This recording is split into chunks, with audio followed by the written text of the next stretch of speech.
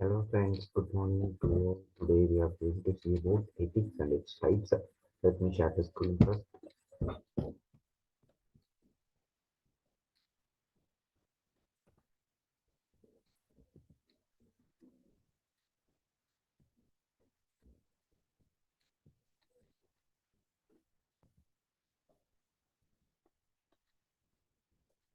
Okay, this is ethics and its types by S. VISHAL 22MIS1165. Let us first see what is ethics. Ethics or moral philosophy is a branch of philosophy that involves systematizing, defending, and recommending concepts of right and wrong behavior. The field of ethics, along with aesthetics, concerns matters of value. These fields of compromise the branch of philosophy called axiology. Ethics seeks to resolve questions of human morality by defining concepts such as good and evil, right and wrong, virtue and vice, justice and crime. As a field of intellectual inquiry, moral philosophy is related to the fields of moral psychology, descriptive ethics, and value theory. Actually, this is a basic definition of ethics, ethics or moral philosophy, and this is the whole basic definition of ethics. Let's move on to the next page. Ethics recognized today. Three major areas of study within ethics recognized today are three types: meta-ethics, normative ethics, applied ethics. Meta-ethics concerning the theoretical meaning and reference of moral propositions and how their truth values, if any, can be determined. This is meta-ethics. Normative ethics concerning the practical means of determining a moral course of action. This is normative ethics. Applied ethics concerning what a person is obligated or permitted to do in a specific situation or a particular domain of action. This is applied ethics, and these are the three types of ethics recognized today.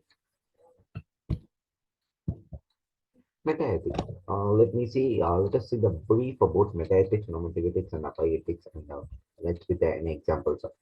Metaethics. Metaethics is a branch of philosophical ethics that asks us how we understand, know about, and what we mean when we talk about what is right and what is wrong. An ethical question pertaining to a particular practical situation, such as should I eat this particular piece of a chocolate cake, cannot be a meta-ethical question. Rather, this is an applied ethical question. A meta-ethical question is abstract and relates to a wide range of more specific practical questions. For example, is it ever possible to have a secure knowledge of what is right and wrong? Is a meta-ethical question. This is meta-ethics.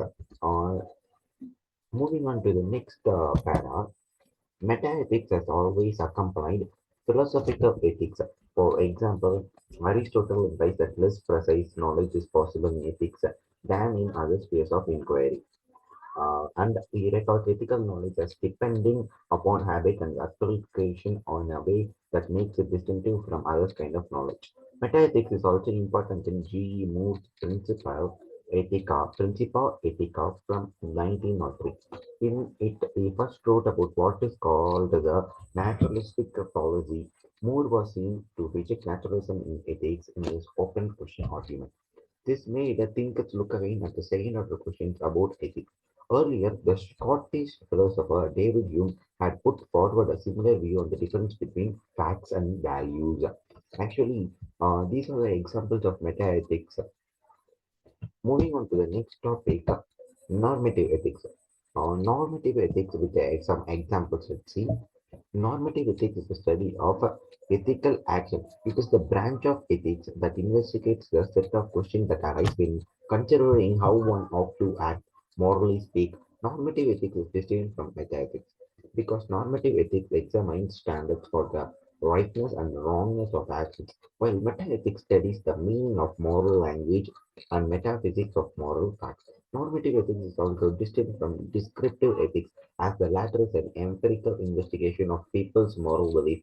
To put in other way, descriptive ethics would be considered concerned with determining what a proportion of people believe that cheating is always wrong, while normative ethics is concerned with the it is correct to hold such a dirt. Hence, normative ethics is sometimes called perspective rather than descriptive. However, and certain in versions of metaethical view called moral realism, moral facts are both descriptive and perceptive at the same time.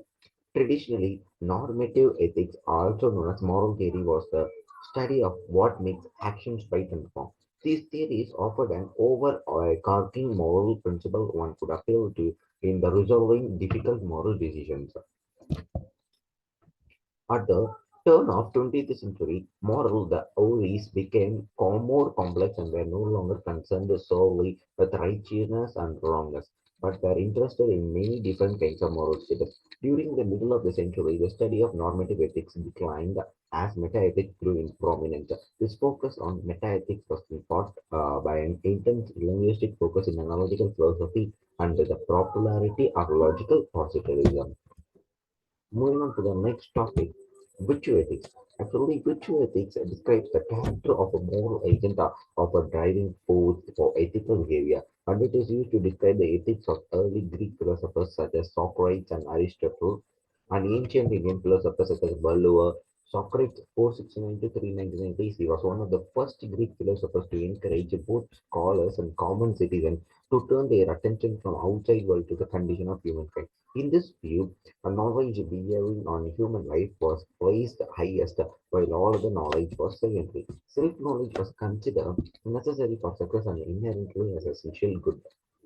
A self-aware person will act completely within his capabilities to his pinnacle, while an ignorant person will founder and encounter difficulty to operate. A person must be become aware of a knowledge. He persisted that people will naturally do what is good if they know what is right. Evil or bad action are the result of ignorance. If a criminal was truly aware of the intellectual and spiritual consequences of his actions, he or she would neither commit nor even consider committing those actions. Any person who knows what it is truly right will automatically do it. According to Socrates, while he correlated knowledge with virtue, he similarly equated virtue with joy. In Aristotle's view, when a person acts in accordance with a virtue, this person will do good and be content. Unhappiness and frustration are caused by doing wrong, leading to failed goals and a poor life. Therefore, it is imperative for people to act in accordance with virtue, which is only attainable by the practice of the virtues in order to be content and complete. Happiness was held to be the ultimate goal. All others, such as civic life or wealth, were only made worthwhile and of benefit when employed in practice of virtues.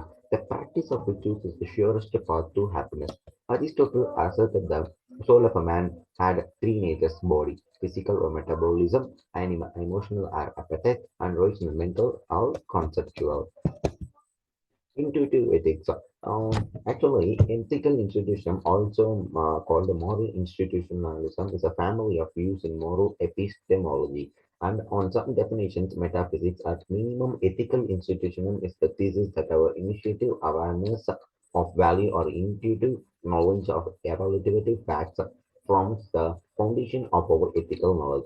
The view is at its core a foundational about moral knowledge. It is the view that some moral truths can be known non-interferentially, i.e. known without one needing to infer them from other truths or beliefs.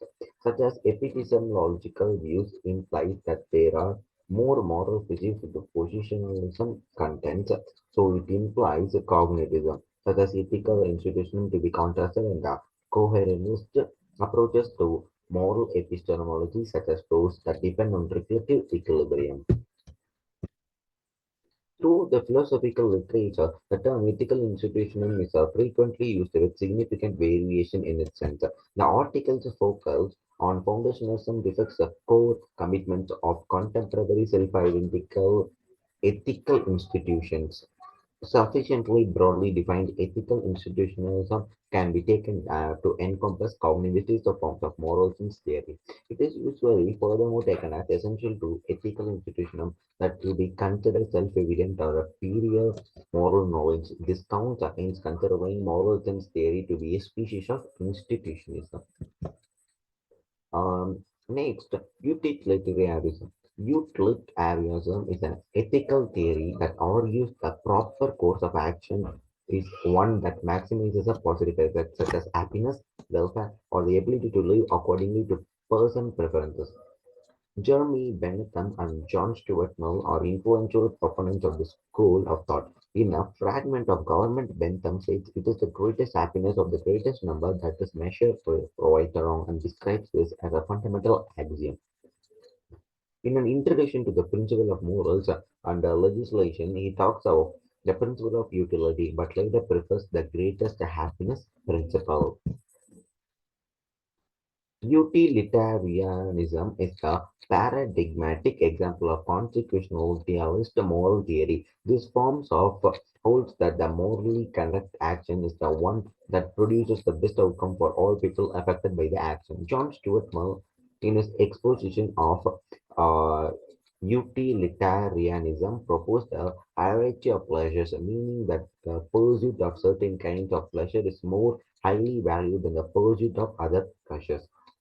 Other noteworthy proponents of utilitarianism are neuroscientists from Sam Harris, author of The Moral Landscape, and moral philosopher Peter Singer, author of, amongst other works, Practical Ethics.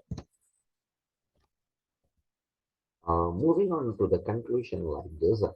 In conclusion, ethics is certainly one of the most important requirements of humanity. In our day-to-day life, in our daily life, we are to follow ethics and the values to be the kind human and also be happy and make our society happy and helpful to all. Furthermore, without ethics, the world would have been an evil and chaotic place. Also, the advancement of humanity is not possible without ethics. This is a notable point. The advancement of humanity is not possible without ethics. There must be widespread awareness of ethics among the youth society. Based on what we saw today, this is the whole conclusion like that. Actually, there are three types of ethics: moral, meta-ethics, normative ethics, applied ethics, intuitive ethics, utilitarianism. And we have seen, and this is to sum up for this. Let us read the conclusion again. In conclusion, ethics is certainly one of the most important requirements of humanity. We must follow ethics so that there will be peace in the world. Okay. Thank you. Bye. As Vishal 22 MIS 116. Thanking you.